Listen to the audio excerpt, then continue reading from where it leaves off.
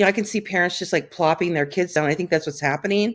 You're trying to get the homework done and, plop the kids down and have AI help you. Well, that's not what you need to do. It's just something that you've got to continue to monitor, talk to them about, and make sure that they're not just becoming over reliant on it. The AI Grapple, where the future begins.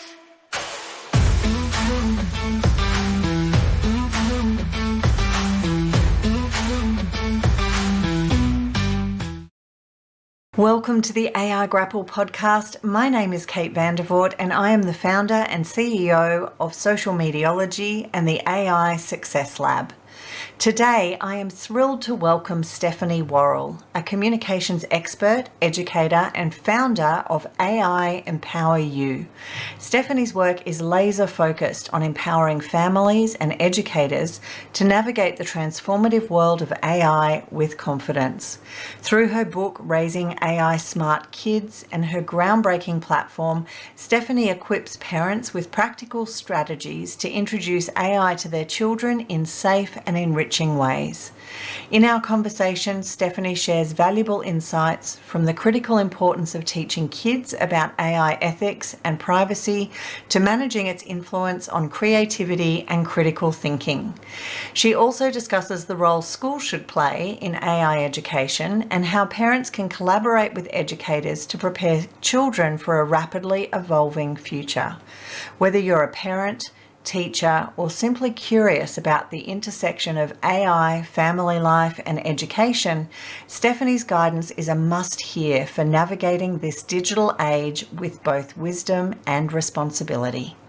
Hi, Stephanie. Welcome. It is great to have you here. Well, thank you so much for having me. I'm so grateful. This is such an important topic that we're going to chat about today. And anybody that's willing to chat about AI related to education, parenting, students, teachers, this is the time. The genie's not going back in the box, and we've got to make sure, especially as parents, and then myself as an educator, also are all in terms of making sure that we understand what AI means to not only our future but our children's future. Yeah, absolutely. And that's why I reached out to you. I mean, I'm a mother of two young children, and AI and their future and how I introduce that to them is so critically important. I feel like, we really need to get that piece right. So I'm very much looking forward to this conversation. And they're questions that I get asked a lot, even in a business context. A lot of parents are they're not just business people, they're also parents. And so they're very curious, cautious, concerned about what all of this means. So I'm very much looking forward to this conversation. So maybe we could start off, as a communications expert and educator, what was it that inspired you to focus on that intersection of AI, parenting and education? So maybe start with a bit of your background and then how AI-MPOWERU came to life. Yeah. Really, 5 or 6 years ago, as a communicator, I work in the PR and marketing and communication profession. I started to, and I was specifically working in the healthcare vertical. And so I started to see how AI impacted not generative AI like ChatGPT, or, that we're talking about mostly today, but that AI has been around for a long time, especially in, healthcare, predictive AI, and, it's been used for a long time. And so I became very interested in it. I worked with a client out of the UK about 6 years ago who did a stunt. Basically, we did a global stunt, and what they did is they had AI take the board certification test to be a physician, and they went up against seasoned physicians, and AI did better than the physicians, and I thought that was really crazy and interesting. And so that's where I really became introduced to it. And then over the last couple of years, I've seen how with content, you can generate content with generative AI. And it's really not infiltrating probably isn't the right word, but it's in the communication profession. So as you're, creating content, whether it be a press release, a blog, um, social media content,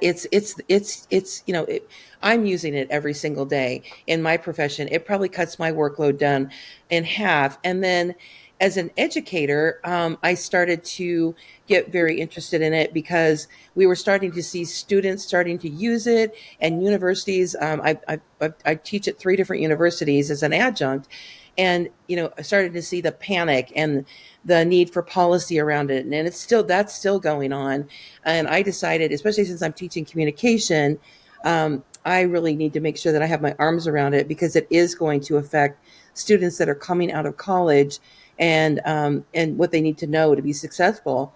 And so I became, almost obsessed with it as an educator, because I really have a philosophy as a teacher that, especially as a college professor, I often have a lot of seniors, and I want to make sure that when my students come out of the courses that I teach, mainly in their senior year, that they have an understanding that they need to of everything they need to know. So if they go in, they can immediately contribute, and if they're interviewing, they can set themselves apart. So I've always been really an advocate for making sure that kids are educated on and not just kids. There's older adults that go back to school too, and I was one of them at one point. But making sure that they have what they need to be successful and set themselves apart. And then, of course, as a parent, my kids are older than yours. I have a daughter who's 26 years old, and she just finished her master's, and then I have a 20-year-old who's a freshman in college. And I don't think that we did a good job, my generation, in terms of making sure that our kids were prepared in terms of social media. And we're seeing those effects, and now we're going to layer AI on top of it. And I think I did okay. I did set, guardrails around it, but I could have done better. We had a couple of instances of privacy and safety instances that came up with my kids when they were about in the junior high age, where we learned some lessons.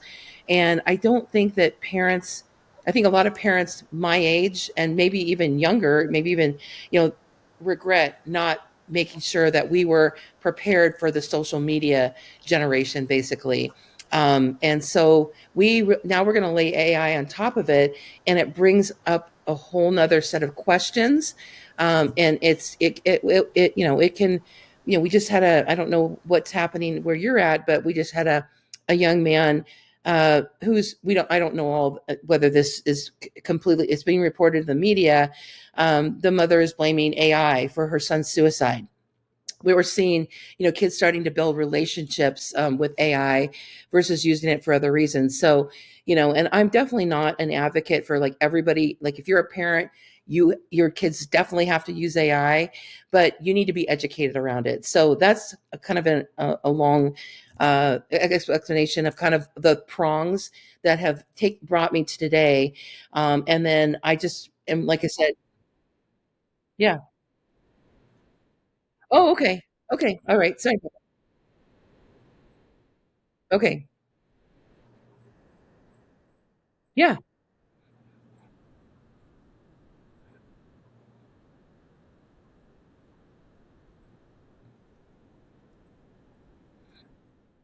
Yeah.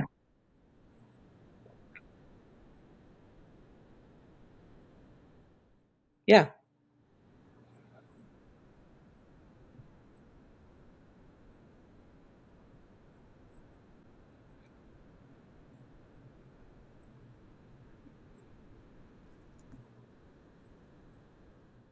We cannot.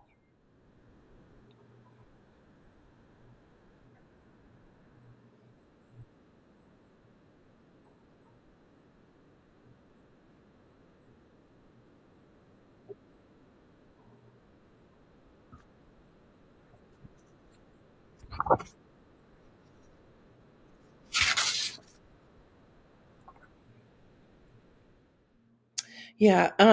Well, the number one thing that we need to think about as parents is we need to talk to them. And so deciding when's appropriate, that's a really great question that you're bringing up.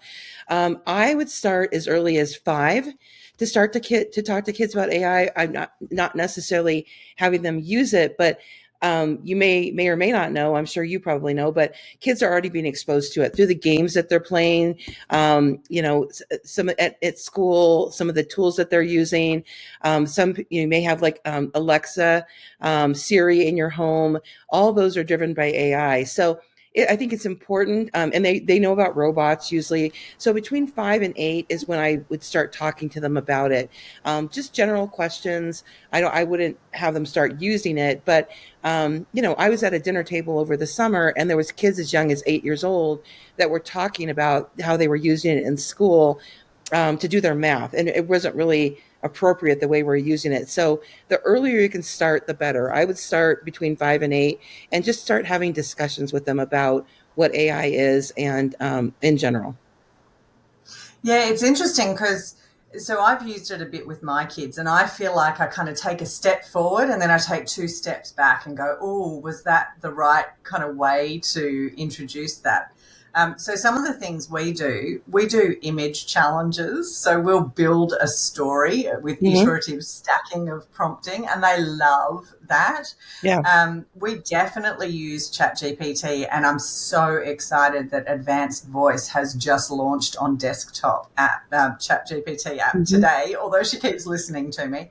But we use it with the kids for homework.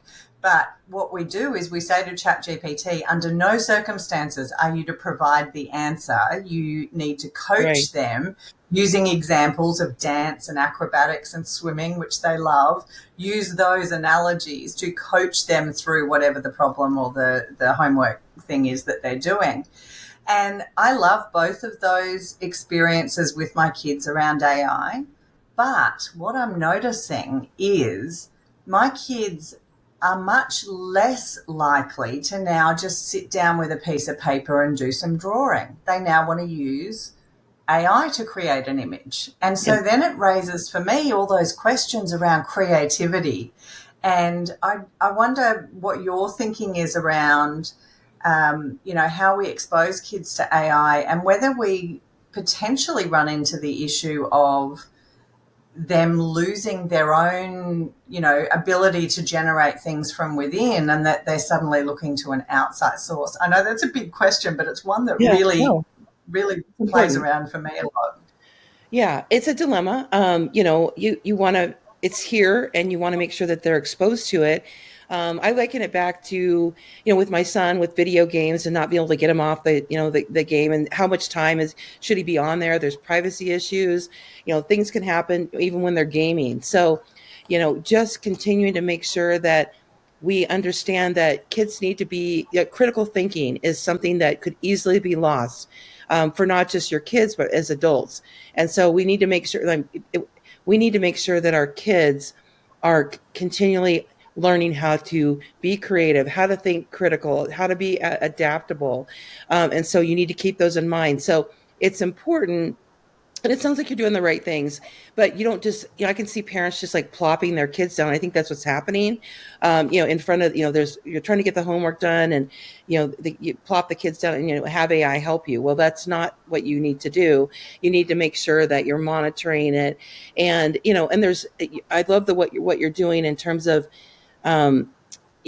using it, basically, putting prompts in, but and helping take it to their level. I mean, in addition, you can even, like, if they love Elmo, or your kids are a little bit older, but you can even have them have AI like teach them and tell stories, like using, the Sesame Street characters, or their favorite athlete, and that kind of thing, to make things really understandable. So you've got, it's just something that you've got to continue to monitor, talk to them about, and make sure that they're not just becoming over reliant on it, because that is, I find myself, even as an adult in my profession, I'm a writer, and in my profession, and sometimes I think, I really need to write that without using ChatGPT, so I don't lose my critical thinking skills, and use it as an enhancement.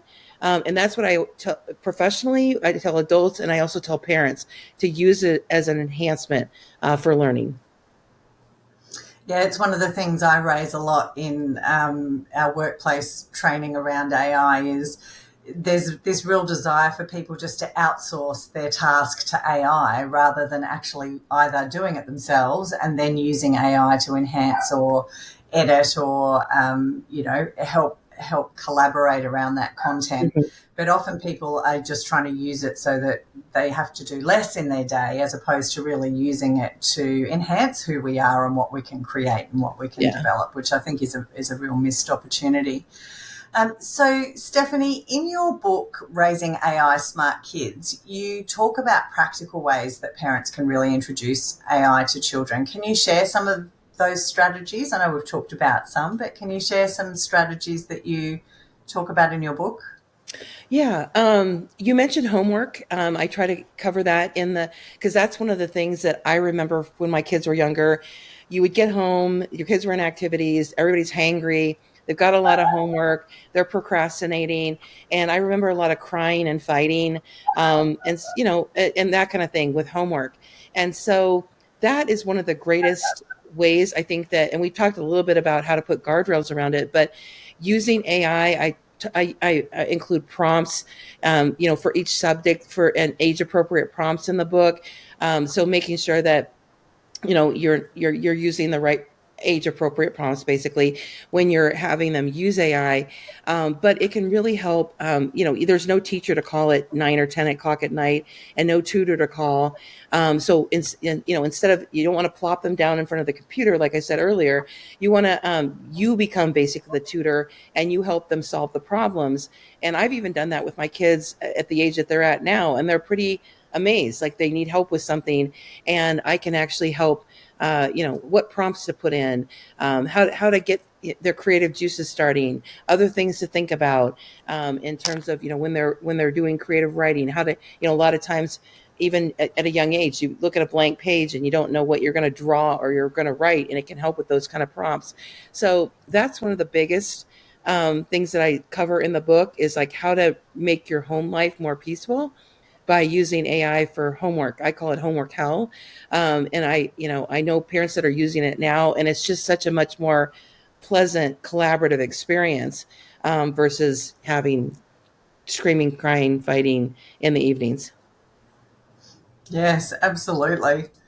One of the things that a lot of people raise with me around children that I often don't have the answer for, I can certainly share my own views on it, but in terms of data privacy and safety, um, I think there's a lot of misconceptions and a Oh, lot yes. of misunderstanding around privacy and safety. You know, my view is that for years we've been handing over our data to all of these platforms and we all have content stored in various places, and I don't see AI particularly different to that. But I know it's an issue that parents really have, is around that privacy and that safety. So, what do you recommend around keeping children safe using AI? Yeah. So just like you do with the internet or social media, those same rules apply. They need to understand, and hopefully you've done this with the internet and social media and gaming platforms that they're using, is, their privacy is an issue.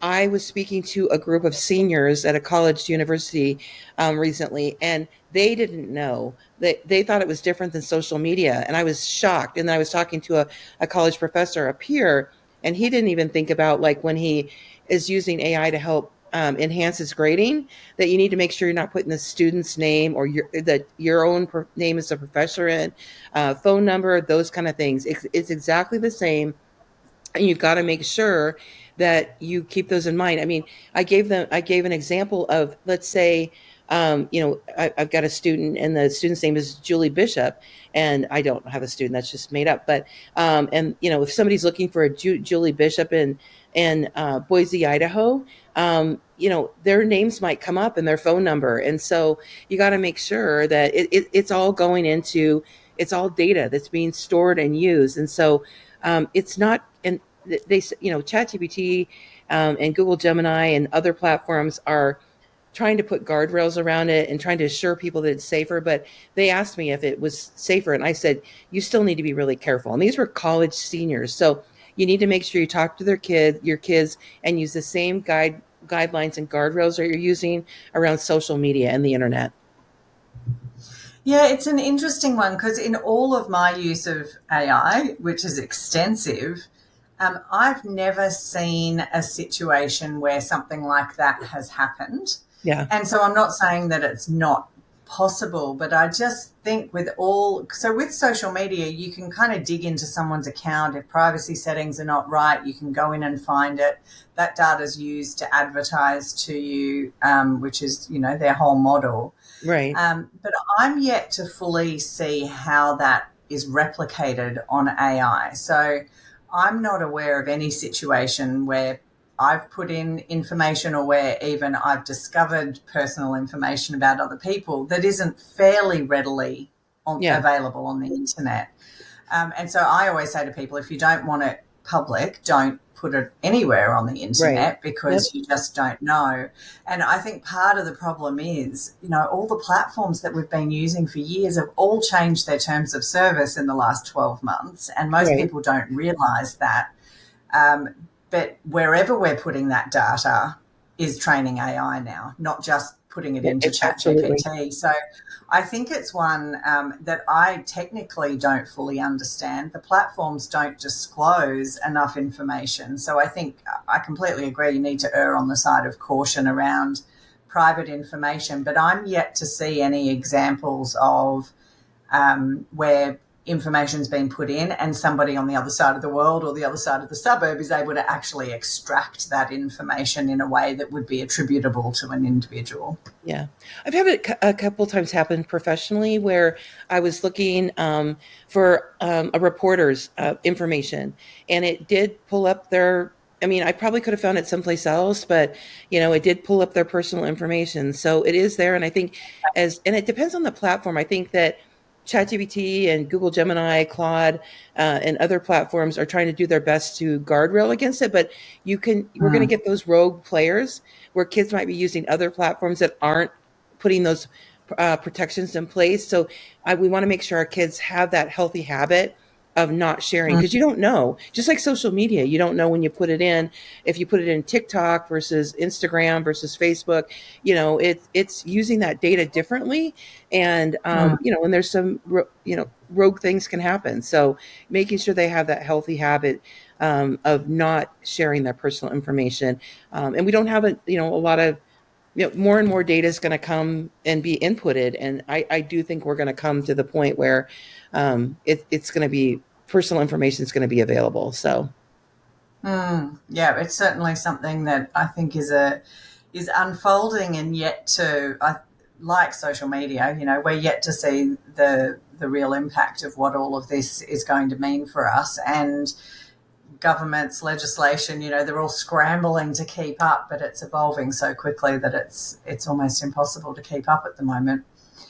So before we move on to education, and maybe a nice segue is around children AI and education, but are there any other strategies or things that you'd want to say directly to parents about children and AI before we start to move into schools and education? yeah.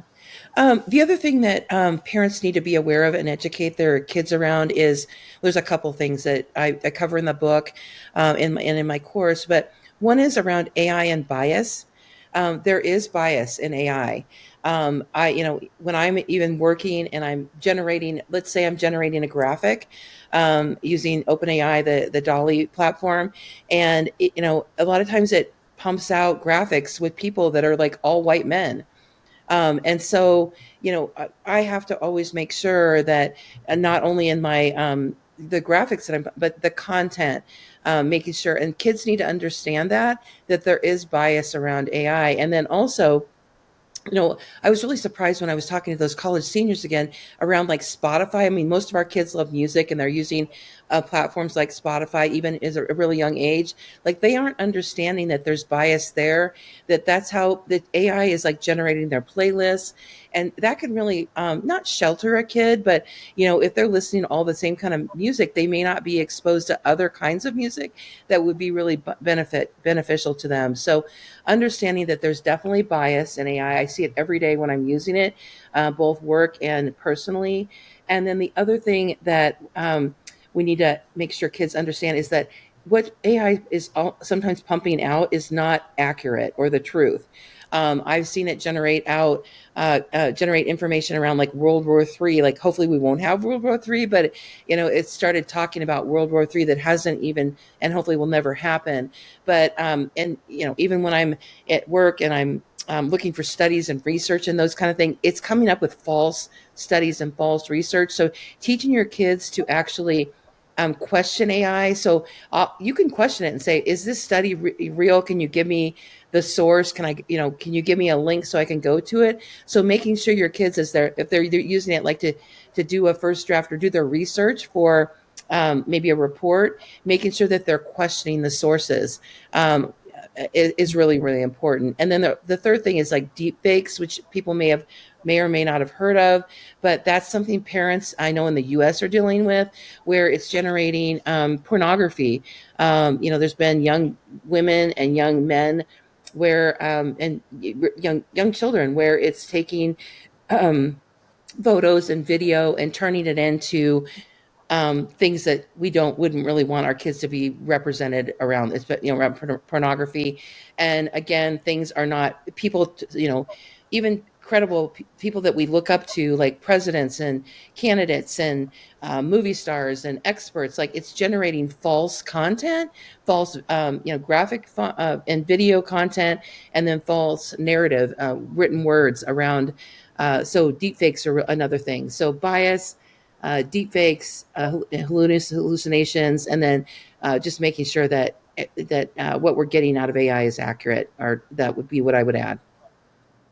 Yeah, and they're all things that we have to help kids deal with just in life, but AI just amplifies that, Yeah, tenfold. And I do worry,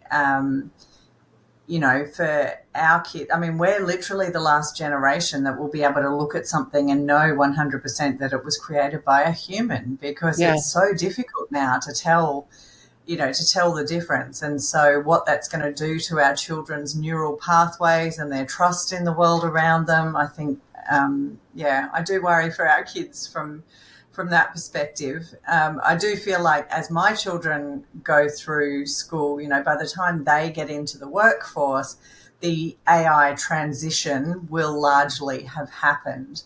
But I really feel for students that are leaving school now and entering yeah, into the workforce, yeah, because a lot of the jobs that they're training for at university or studying for at university are not necessarily going to be there in a matter yeah, of months, let alone years. yeah, So absolutely. when we talk about education, I think I often talk about, we're going to have a really bumpy road for a few years. I think we're going to see, the really tragic stories where people's mental health are severely impacted by their interactions with AI. But what role do you think schools have to play in implementing or introducing young people to AI when maybe their parents haven't even been introduced to it yet? It's an interesting time right now about how schools are going to use AI. And I've got a ton of questions about whether they should be checking whether it's AI generated, and how we actually support students in learning the important things whilst also using the technology. There was a lot of questions in there. Yeah. Well, I mean, we've been talking about how important it is to educate our kids around AI, and we need to have that partnership at school. I mean, it's not going to go away, and for fortunately or unfortunately, it's here to stay, and we need to partner with our educators to make sure that we can't just leave it on the schools. And what's happening in most schools right now, and I don't know what it's like where you're at, but here I'm seeing schools are just really scrambling around the policy issues, and they're not really integrating it yet into their curriculum. Although most parents don't realize that. I don't know if your kids do they use Khan Academy? Have you heard of Khan No, Academy? Anyway, it's no, but we have Australian versions that are similar, but it's not yeah, Khan Academy. yeah. So anyway, it's in. What my point is, it's in schools globally, and Mm, Khan Academy is an AI, uses AI, and it's been mm. using it for a while. So they're already exposed to it in school. Parents just aren't really realizing it, and so schools are trying to scramble and just figure out how to get their arms around it, how to get their teachers educated, and then how to put it into the curriculum. And so I'm trying to get ahead of the curve an educator to make sure that it's in the curriculum. But it's here, and we've got to make sure that we talk to our schools, that you get involved as much as you possibly can, talk to other parents about it, and we just don't leave it all on the schools to educate kids. It needs to be a partnership. And so, I don't see any way around it. And you may want your kid to opt out of it and not use it. But talking to your kid about it, your child about it, and figuring out like what they're doing in school, if they're using it, ask those questions. Make sure you're reading what's coming home from school, to understand what part AI is playing in their education.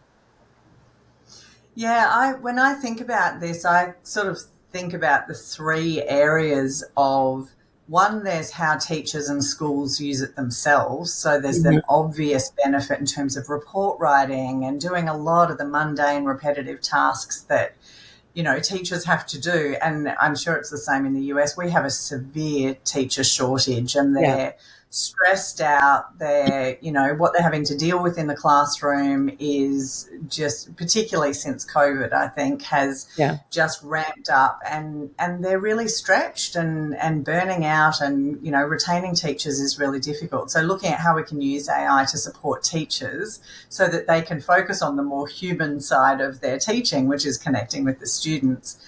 And then I think there's the teaching the kids how to use AI. But then I'm also really fascinated at that part around how teachers start to use AI to interface with children. And I've got this probably crazy vision where, classrooms could be that teachers are getting real time information on who's engaged in the classroom and absolutely. where people are at, so that we can move away from this concept of an assessment on a particular day, which one of my children does not deal with that at all, but where teachers get real-time information about kids' knowledge and their gaps and can actually focus in, and we get a much more personalised approach to learning. And AI can help us do all of that if we can get past some of the challenges in the meantime. Absolutely.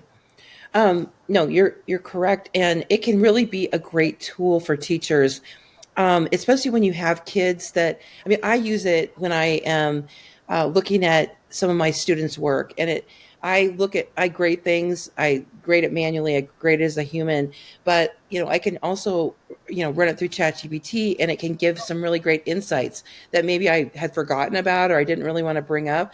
That can really enhance. The feedback, especially that I can give to my students. So I love it in that way.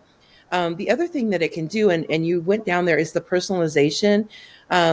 You've got sometimes especially with COVID, you've got kids that are at different levels of learning. You might have an eighth grade class where you've got some kids reading at the 12th grade level, at the eighth grade level, at the third grade level, and teachers can use um, you know generative AI to basically customize so that and even as we talked earlier, like if they love a certain actor, Hollywood actress or actor or a character, it can help really resonate and personalize that learning. And we're seeing that in communication, in the communication world, where we're able to customize messages to all different employees that maybe have different interests in that kind of thing. So, using it in that way, it just a personalized education. And the other thing that I really love about it, and I'm excited about, is it can really help with the disparities in terms of, some people can afford tutors for their kids and some people can't. It's just the way life is. Tutors are expensive, and AI can really be help augment the classroom and help tutor your kids and using it in that way. So, and with kids with ADHD or different learning disabilities, it can help customize. And creating quizzes, it can, I create quizzes all the time and I use AI, and it's really nice. That all takes time. And so I think it's an exciting time actually in the education world. It's just helping educators understand how to use the tools and how it can help save them time. Just like I'm, cutting my workload down in the communication profession, it can significantly cut their time down as educators in terms of grading and personalizing things.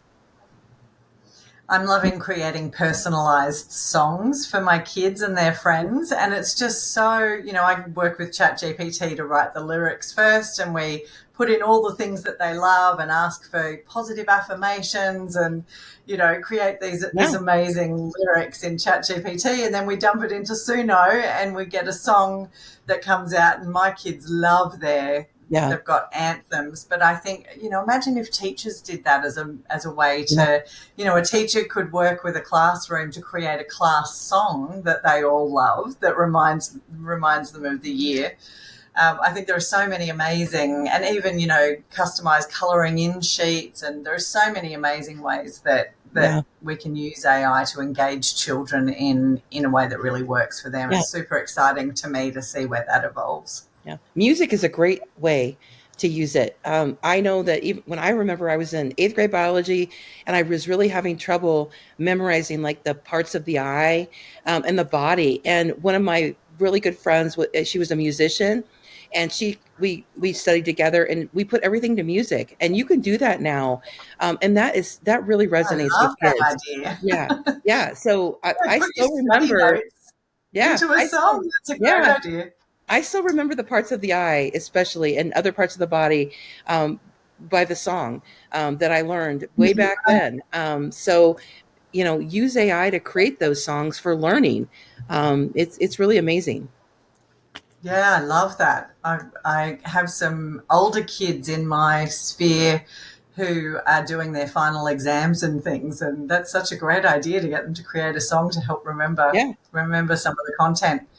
So when we look a little bit, past primary, and well, here we call it primary school and secondary school, but as you're moving into, say, university or college, um, I'm really fascinated when I talk to professors at the moment here, and I think we're potentially a little bit behind the US. But where there's just a blanket, you're not allowed to use AI. And I even saw that legal case that's happening in the US where the parents are taking the school to court yeah, because their son was failed for using AI. And I think there's a ton in there around, you have to set the expectations because you can't be breaking a rule if you didn't know the rule was there, all of those things. But the whole blanket, you can't use AI, I think is a fundamentally flawed yeah, approach. And we know that the AI detectors are fundamentally inaccurate. right. A lot of the time I've seen people be pinged for AI content when they wrote it themselves. And, Yeah. you know, what is your view, or how are you handling it university wise? Obviously, you're teaching people how to use it, but what would you say to educators who are just blanket saying you can't use AI? Yeah, and that is happening. I think it's a lack of education and fear. And then, as I mentioned earlier, um, all schools, not just universities, they're trying to get their kind of like when social media came out. It was like, oh, you can't use social media. You need to not be, you need to not get on the internet. It's that same thing. It's the fear of the unknown and not understanding it. And so that's where we're at. So universities are just trying to put policy in place. And what they're doing first is what I'm seeing is they're just saying, don't let them use it. Some schools are just saying, we don't have rules around it yet. We don't know what we're dealing with. So just don't let them use it until we get it figured out. And so that's where I'm seeing it in the US is when you have schools that are basically banning it is because they don't have their arms around it. There's no policy. They're trying to figure it out themselves. And I think it will evolve. They're going to be forced, just like, at one point all schools had to teach kids how to use the internet basically at one point we were in that generation. So, and then I'm seeing some in some like with the arts and then writing. It is scary to, a lot of English teachers. When I'm on calls with other professors and we're talking about like, I don't, they're like, absolutely, I won't let them use it. I want them to be able to write. But what we should be talking about is how we can help them do their outline, brainstorm, those kind of things. So I just think it's where we're at right now. It's we don't know what they don't know what they're dealing with. They know they need to put policy around it, so they're just blanket saying, "Hey, you can't use it." So we're going to continue to have cases like that in Massachusetts, in the United States, that popped up. I don't think that's the first one where the kid was accused of plagiarism, but he didn't use it for that. He used it to brainstorm and think creatively, and use it in a positive way. But there was no policy around it.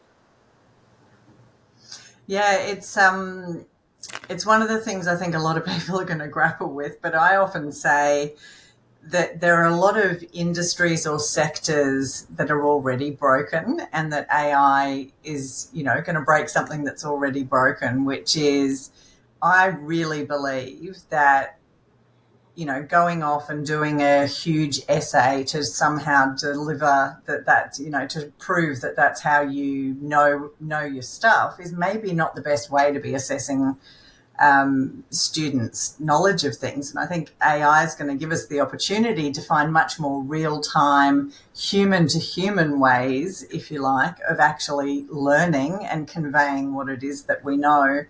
And I'm quite excited about that. I think it's going to be a bit of a painful process to get there, but, it's AI, I think, is just going to disrupt something that was probably ready for a bit of disruption anyway. Yeah. I mean, I think it's, this is my own opinion, but I think you're going to see a little bit of full circle.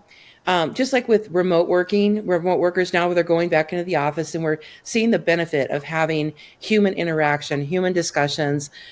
So, we're coming back around. So it's not a fad, AI is not going to go away, but people are going to realize, like, we can't just become robots.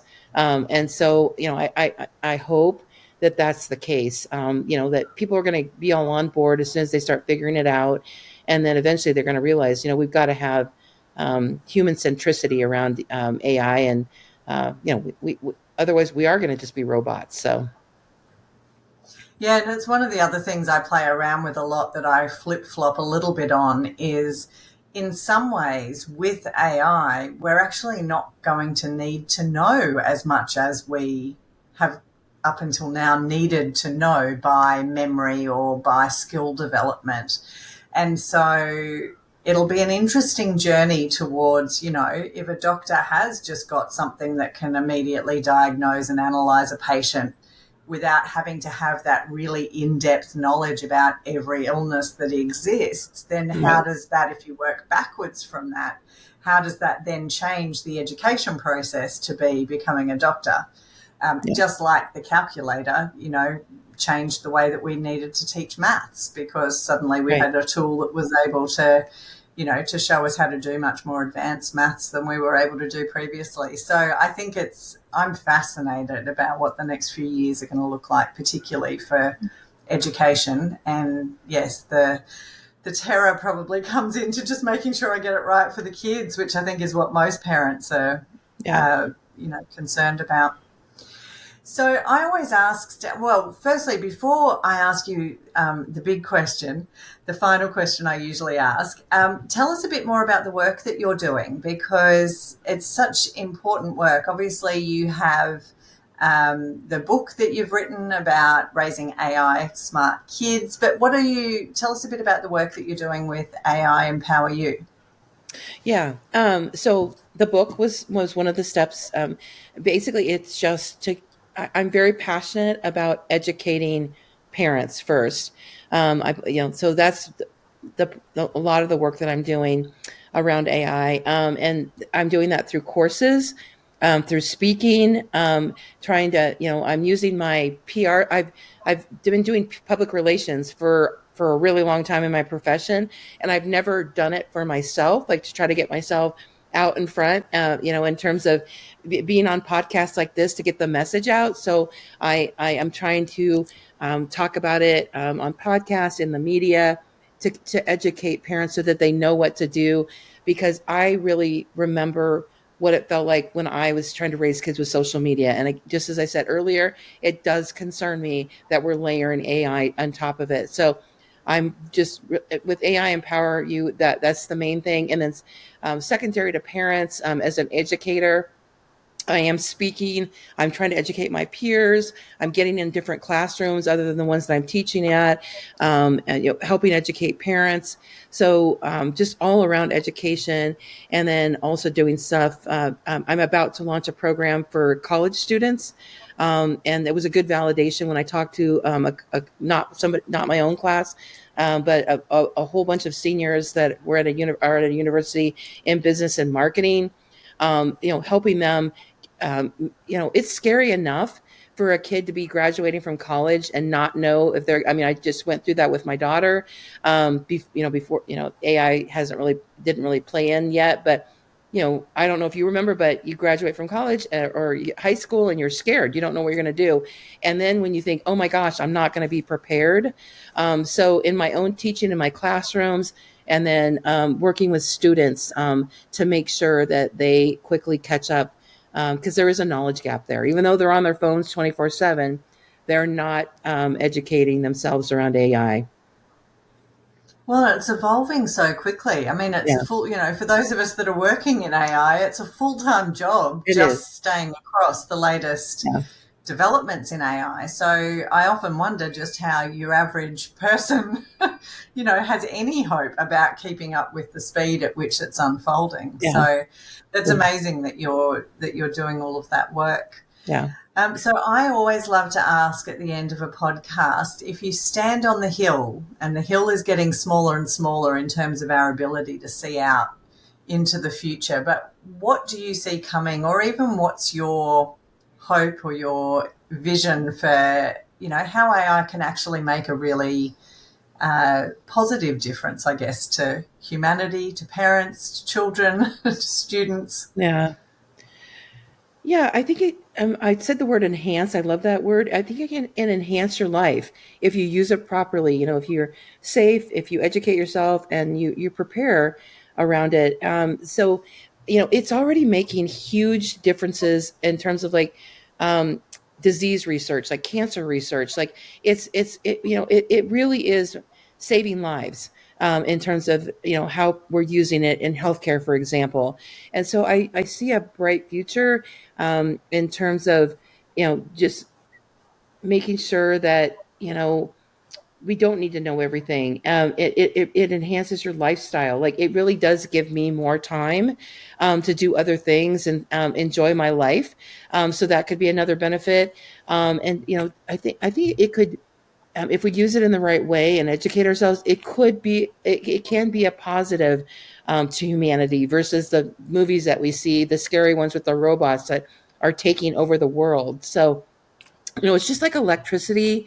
That was scary to people when it came out, or not came out, but when it was invented and deployed around the world, people were really scared of it. But look how it's enhanced our lives. So we need to look at the upside and the positives, because there are a lot of them if we use it in the right way. So Yeah, and I think it's a really nice way to end. That human-centered, ethical, responsible use of AI.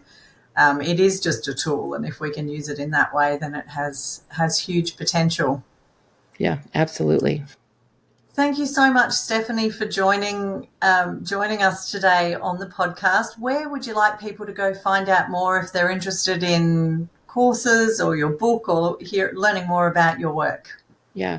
So you can go to my website, www.ai-MPOWERU. So it's AI and then MPOWER and then U.com. So if you'd like to learn more, you can go there, and would love to, like I said, help educate the world around, just like you're doing, with your podcast and the work that you're doing. If you want to learn more, come to the website. Fantastic. Thank you, Stephanie. And we'll put that in the show notes as well so people can find that easily. Thanks so much for joining us today. Thank you for tuning in to the AI Grapple. If you enjoyed this episode, please share it with your friends and colleagues and subscribe on your favourite podcast platform. We would love to hear your thoughts, so reach out with any questions or comments about the show. Until next time, keep grappling with AI and stay curious.